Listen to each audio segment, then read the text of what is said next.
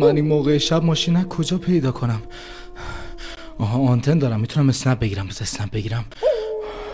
تو رو خدا قبول کن، تو رو خدا قبول کن. قبول کرد. ماشینش چیه؟ چرا داره اینجوری میشه؟ درست شو. وای من از کجا بدونم ماشین یارو چی آخه؟ نه تو زندگی نداری بغل من هی زوزه میکشی؟ داداش گرگ زوزه میکشه دیگه، ماه کامله چیکار کنم؟ برو اعصاب ندارم، میذارم لهت میکنم. ان شاءالله یه گرگ بیاد دنبالت. دلم چی هستی؟ یه نور دارم میبینم، فکر کنم یه ماشین داره میاد، خدا کنه خودش باشه. این چه ماشین عجیبیه. یا خدا.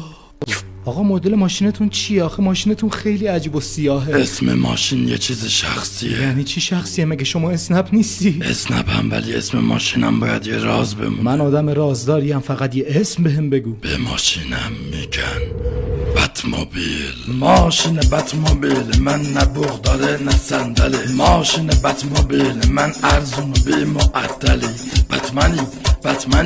بتمنی دیدم خجالت لت میکشی. وایس من الان فهمیدم ماشینت بوق صندلی نداره. الان داره جدی میگی؟ برو آقا، من الان زنگ میزنم شکایت میکنم اسنپ ازت. داداش ماشین سوپر اسپورت چی داره میگی؟ الو پشتیبانی اسنپ. بابا اون فقط یه آهنگ یا بود. آقای سیاهی اومده ماشینش نه بوق داره نه صندلی. داداش ماشین من لیمیتد ادیشن شوخی بود. لطفا سری ماشینامو جایگزین کن. نکن آقا.